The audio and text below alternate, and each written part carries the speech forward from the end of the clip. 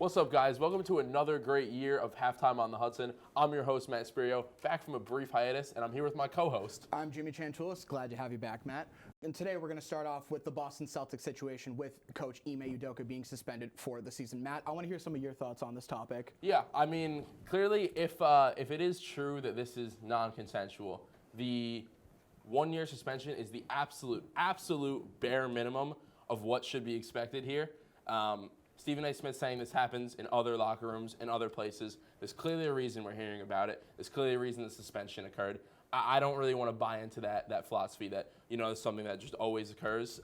This is a very serious situation. It occurs not just in locker rooms, not just in sports. It occurs in all businesses, in media, in Hollywood, in colleges and high schools. This occurs everywhere in non-consensual relationships, and 1 year is the absolute bare minimum of what is be allowed.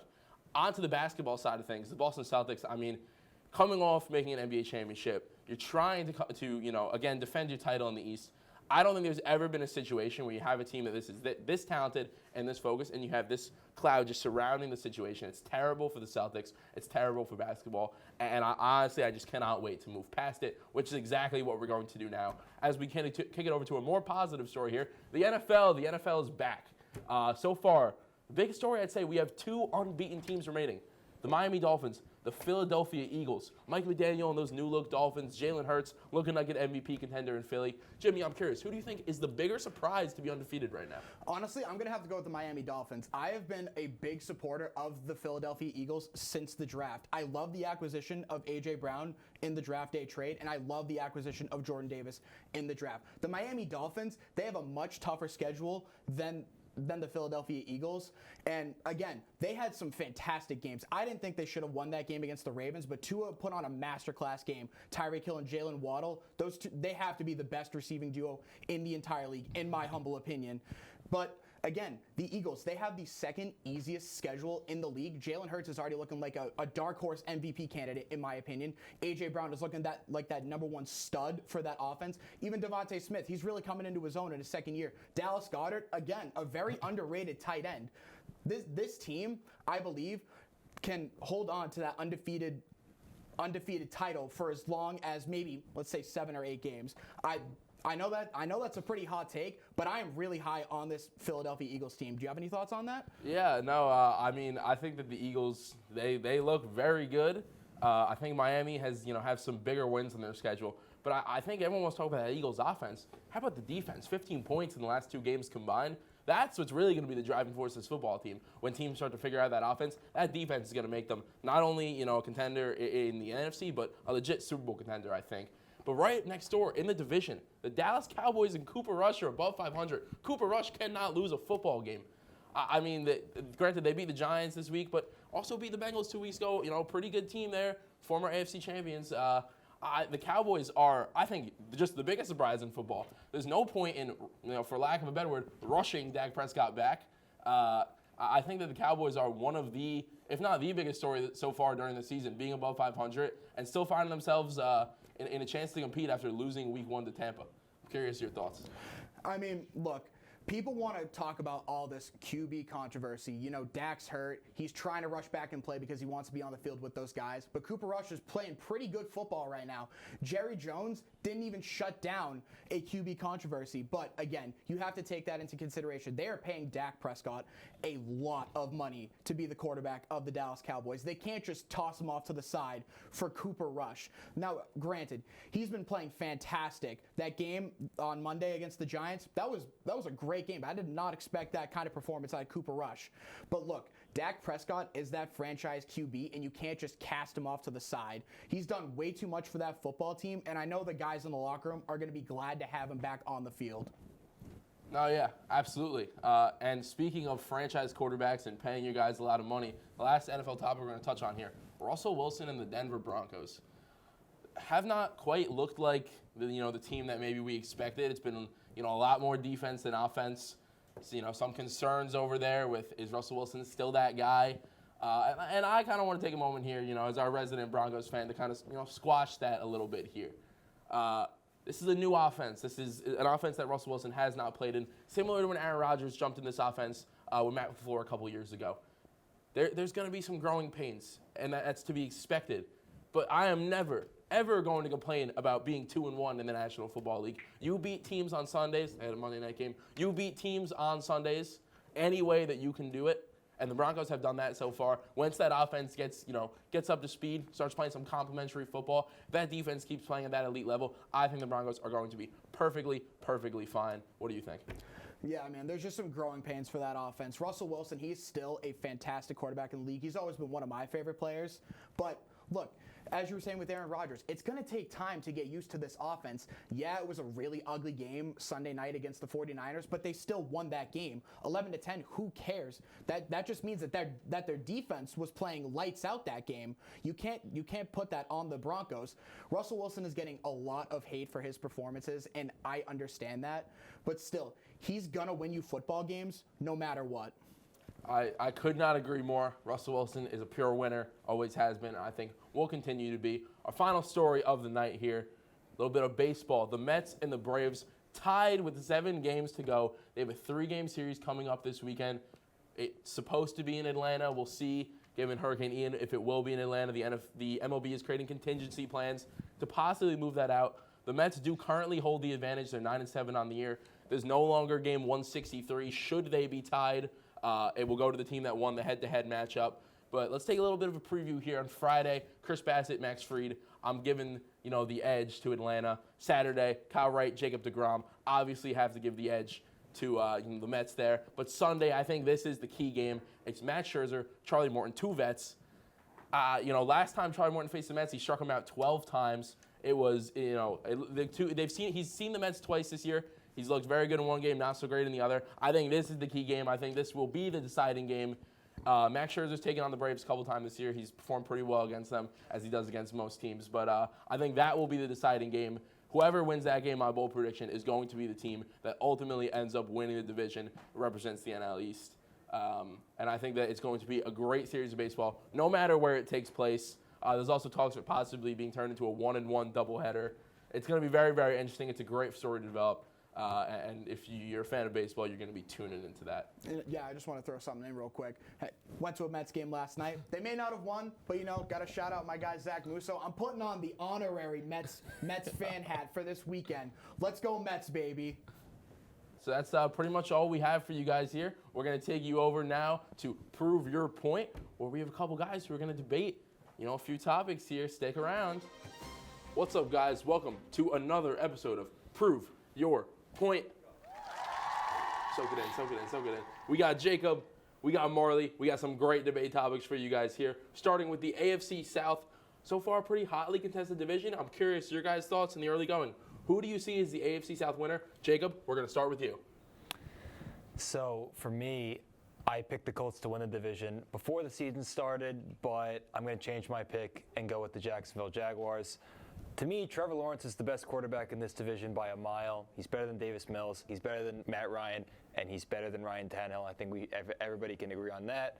I really love what the Jaguars' offense has done this year. I love the balance that they have as far as throwing the ball with, obviously, Trevor Lawrence, getting it to guys like Christian Kirk, who has seemingly lived up to the contract so far, Evan Ingram, Zay Jones, and I love what they do on the ground with James Robinson and Travis Etienne.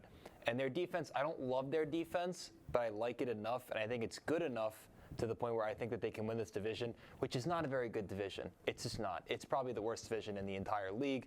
I think you could win this division at 8-9, and I don't think it's a hot take at all. And yeah, I'm not very high on the Colts. I've seen 3 games, and I've been very, very, very unimpressed, and I understand that, yes, it's only 3 games in, but I think that they leave a lot to be desired. Yeah, I think you really do see Trevor Lawrence starting to live up to that bill as the number 1 pick. So I like the points you made there, Marley. I'm curious to hear your counterpoints, what you have to say to that. Yeah, those are some fair points, Jacob, but I'm going to have to go with the Colts. Obviously, they acquired Matt Ryan for the very reason of winning the division, going to the playoffs. He's an experienced guy. He's been in the Super Bowl, albeit they lost that game. But I think the Colts are going to win the division. It's a long season. I understand the Jaguars have looked amazing this far. They just beat Justin Herbert on his own field. But they are a young team. They are an inexperienced team. And I need to see them handle some pressure situations before I go and say they're going to win the division. Even though it's so bad, I understand that. But also, just talking about the Colts, they just beat Patrick Mahomes this weekend. Really shut him down, held him to 17 points, won that game. That's the type of pressure situations I like to see teams winning.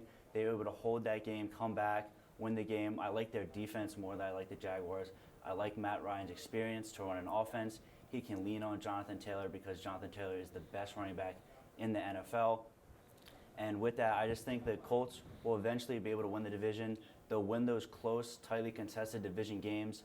I don't believe in the Jaguars yet. I understand that they look flashy, they look good. Trevor Lawrence, number 1 overall pick, you expect him to perform, and he's been doing that. But right now, at this very moment, I got to say the Colts are going to win this division despite the deficiencies they have. Obviously, you mentioned all the things that the Colts can do. You mentioned their defense. I agree with you that their defense is pretty good.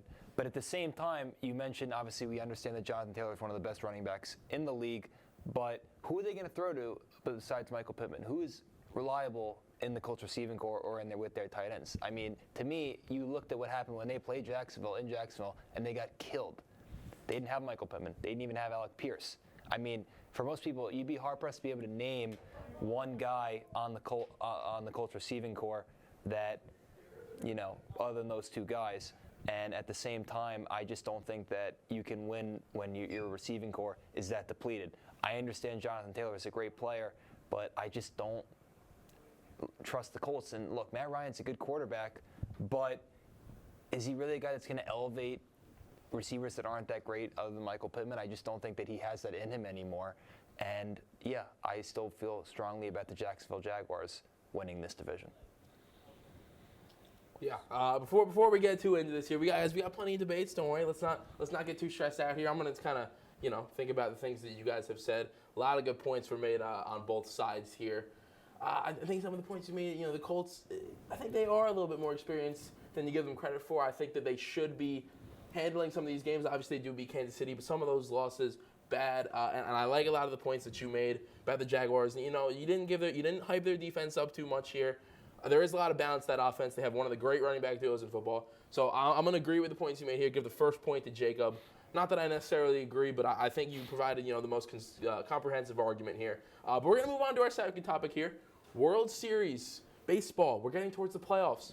Curious your guys' thoughts on a sleeper team. It doesn't necessarily have to be the most underrated team, but I want to know who you guys think some possible World Series team. Marley, we're going to start with you this time. So I'm going to start National League team, the New York Mets.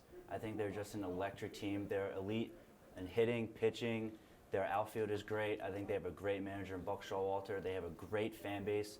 I don't know if a team's going to beat them in the playoffs at Citi Field. It's really, really tough place to play. I think that their pitching is just immaculate. They have Scherzer and DeGrom. They got a ton of dogs in the bullpen like Edwin Diaz. Cue the trumpets. I can't wait to see them perform in the playoffs. I know they have a tough series coming up against the Braves. If they can win that series, get some momentum into the playoffs, I think they can ride that through the National League and just lean on Scherzer and DeGrom, lean on all the bats that they have in that lineup. Pete Alonso, Francisco Lindor, Jeff McNeil, Starling Marte. I mean, just the list goes on. So I think they can run through the National League in the playoffs and possibly get to the World Series. They have a really good team this year. Mets haven't been on this level in a while, and I just believe in Buck Showalter.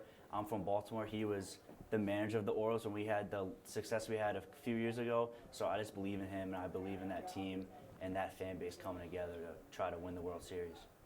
I did not know that we had a Baltimore native over here. That's quite interesting. I love Buck Showalter as well. But Jacob, I'm curious your thoughts, your rebuttal to this here. Who's your team that you're going with?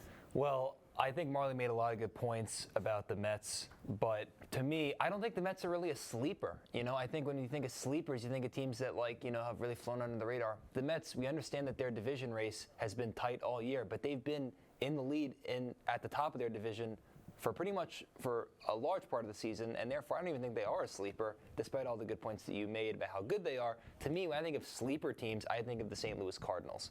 The St. Louis Cardinals have flown under the radar, to me, the entire year. Despite the fact they have Paul Goldschmidt at first base, one of the best players in the National League, and they have Nolan Arenado at third base, to me, the best third baseman in all of baseball, certainly defensively, and one of the best pure hitters in all of baseball. They have experience. The Cardinals have been in the playoffs many times, and they've been pretty successful throughout their history. They have Albert Pujols, who's seemingly on a redemption tour. Obviously, he got his 700 home runs, and now it seems like he's playing like he did. He hasn't played this good in years, in my personal opinion. And at the same time, they have pitching. They have Adam Wainwright, who's been here so many times. They have his buddy Yadier Molina as his catcher, who's been there. Those two are like, peanut butter and jelly in many ways, because they just have this kind of connection, and they've been through this so many times, which means that you know that you can rely on them for the most part. Jordan Montgomery, who they got from the Yankees in a trade during the deadline, has been really reliable and really productive, and has certainly raised his game ever since he got there. And you also have to think about their bullpen. They have a very steady bullpen that has been reliable, and I just like what they have. They obviously have, as I mentioned, Goldschmidt and Arenado, and they have Tommy Edman, Brendan Donovan. They have a lot of guys that are just, they're not like your prototypical stars, but they're very good, and they get the job done. And to me, the Mets, I just don't think they're a sleeper, because I think that they have been one of the premier teams all year long. And I think of sleepers that, have been really flown under the radar, I think more of the St. Louis Cardinals. Yeah, I'm gonna squash this one right here. Here this is ultimately I make the final place here. I don't think necessarily either of those teams are sleepers. I think if you've been watching baseball this year, especially over the last couple weeks, no one's been covered more, other than Aaron Judge, than Albert Pujols and the Cardinals. I think you see them just as much. We're talking about what they can do in the playoffs. The Mets, they've fallen a little bit by the wayside here. I'm also going to have to dock just a little bit of points for the Adam Wainwright, Yadier Molina, peanut butter and jelly, analysis there. There's certainly a lot of synergy, but there's some lofty expectations for one of the great sandwiches. So I'm going to kick it over here, and I'm actually going to give the point to Marley on this one. I agree with a lot of the points that you made. I think that the Mets ultimately, they have, I think there was a point in the summer where we were saying the Mets are the team to beat. I think that's fallen off a little bit when Scherzer got hurt. They lost a couple games there. Atlanta kind of came back into things. So I'm going to agree with you and roll with that on the Mets, which means we're going to the best two words here in Prove Your Point. Game 3. NFL MVP. I'm curious who you guys think the front runners are for NFL MVP. Your early pick. Marley, we're starting with you one more time. All right, so I think there's a very obvious answer. It might seem biased because I'm from Baltimore, but the current MVP frontrunner is Lamar Jackson, the quarterback for the Baltimore Ravens. He has been absolutely balling the past 3 games, really carrying the offense. He's had 89% of their entire yards, rushing and passing. That is just insane. You cannot say that about any other QB in the history of the game. Just the performance he put on last Sunday in a tough place to play, Foxborough, against the Patriots. Just an amazing performance. 4 passing touchdowns, 1 rushing touchdown, 100 rushing yards. He always seems to amaze me. Just every game he plays, something new happens. He breaks a new record. He does something different that just wows me. And right now, you can't say anyone is doing better than him statistically, or if you just use your eyes and you use your eye test, watch the games. He's clearly the NFL MVP frontrunner right now. The other candidates, you could say Jalen Hurts or Josh Allen, but both those guys are great. I can see that for sure. But as of right now, as of this moment, you have to say Lamar is the leading frontrunner for the NFL MVP. In the flesh, league MVP, Lamar Jackson, 89% of the total yards. I did not know that. That is incredible. I love that statistic. That's what we want here on Prove Your Point. Jacob, I want you to close this out. Who your MVP pick is. Take us home. Well, Marley made a lot of good points about Lamar Jackson. I agree, and I agree with a lot of what he said. But to me, if I have to take someone, I'm taking Josh Allen of the Buffalo Bills, and here's why. Josh Allen, they've played 3 games. He's thrown for over 1,000 yards passing. I mean, that's insane to me. This guy is slinging it all over the field. And think about this. Does he have a reliable rushing attack? I mean, you could argue that it's him himself. His rush, and Devin Singletary, Zach Moss. But in reality, it's really just Josh Allen doing the show by himself. And yes, he has great weapons all over the field. He has Stephon Diggs. He has Gabriel Davis. He has Dawson Knox. But at the same time, I think about the expectations that Josh Allen had going into the season, and he's really lived up to them in many ways. He beat the Rams in the first game of the season. He beat them easily. The week after that, they demolished the Titans, who I understand they're not as good as they were last year, but they were the number 1 seed last year. They still have many good players, and they demolished them. And then the week after, yes, he lost to Miami. We understand that, but the Dolphins have been a pretty good team so far. And Marley mentioned the fact that the Ravens beat the Patriots. Well, I mean, look, yes, they had Bill Belichick. Yes, they have certain guys, but this is not the Patriots of old. This Patriot team is a shell of what they used to be, and everybody knows that. They just are, and I just don't think that beating the Patriots, yes, they're on the road, is that impressive anymore. I think that this was a few years ago, and you want to talk about, Lamar, he got a huge win against the Patriots on the road in Foxborough. Yeah, well, that's more of an accomplishment. But now, with this Patriot team, I just don't think that is that big of a deal. And therefore, I just think that Josh Allen, with everything he has on his shoulders this season, all the pressure, expectations, the Bills being Super Bowl favorites, right out of the gate. And I think he's lived up to the hype and then some. And to me, he's the NFL MVP. Yeah, here, building up your own argument, tearing down Marley's. That's what we love to do here on Prove Your Point. You guys have given me a lot to think about. I'm not going to lie.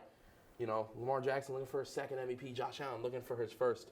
I'm kind of feeling a certain type of way about it. I think you hit the nail on the head, though, Jacob, of what you said about the expectations of the Buffalo Bills. For the first time, they are the hunted. They are the team that everyone's coming out trying to beat. The expectations are sky high. And yes, they lost Miami, but they have risen those expectations. I anticipate them continuing to rise. So, and the second you said that, I said this is a great argument. This is what we love here on Prove Your Point. So I'm giving the win and the second point to Jacob, his Prove Your Point debut. Jacob, what do you have to say for yourself here, making your debut and winning your first appearance? Well, Matt, thank you for giving me the win. Marley, it was fun debating you. You were a very good opponent. And I look forward to hopefully being on this again. And Josh Allen should be the MVP. You already know why, because if you were listening, you'd have heard my points. And he's the MVP. I don't think I need to explain myself much more. Yeah, absolutely. That has been another great segment of Prove Your Point. Guys, I hope we have you both back. You were awesome. You brought some great fun, a little bit of flair to the show, some good statistics. But we're going to kick it over now for our final segment of the night. Back to Jimmy with the Red Fox Report. Don't go anywhere, guys. Hey guys, it's Jimmy again, and today I'm going to give you guys the rundown on Marist Sports this week with the Red Fox Report. Football looks to host the University of St. Thomas this Saturday, kicking off at noon. The Red Foxes look to extend their win streak to 2 games and remain undefeated in PFL play after their big win over Drake last week. This is only the second time these two teams have matched up, as St. Thomas took that game last year. Kicking it on to soccer, women's soccer took on the St. Peter's Peacocks in Jersey City, New Jersey at 3 p.m. today. They ended up falling 1-0 and moved their record to 2-3-4. Goalie Natalie Kelchner had 5 saves on the day. Men's soccer hosted the St. Peter's Peacocks as well today at 7 p.m. in Tenney Stadium. They took them down with a hefty score of 4-0. 3 starters scored, and substitute Jonathan Salguero knocked in his first goal of the year to finish it off. They improved their record to 5-2-1. Women's volleyball takes on St. Peter's University on Saturday, October 1st, and Rider University on Sunday, October 2nd. These 2 games will be the start of a 3-game MAC road trip as they stay in New Jersey. Their current record is 7-7, but they look to take a leap in the standings. Men's and women's cross country are at Bethlehem, Pennsylvania on Friday the 30th for the all-day Paul Short Run, hosted by Lehigh University. Men's tennis is at the Army West Point and Marist Invitational this weekend. On both Friday the 30th and Sunday the 2nd, they will be at West Point, New York, while on Saturday the 1st, they will host the second day of the Invitational. To wrap it all up, women's tennis heads over to Princeton, New Jersey to compete in the ITA Regional Tournament hosted by Princeton University. The tournament takes place from the 30th through the 2nd, so wish our Red Foxes for a great performance this weekend. Well, guys, that's all we have time for tonight. My name is Jimmy Tsiantoulas. Matt is in the studio, and we hope to see you guys again real soon.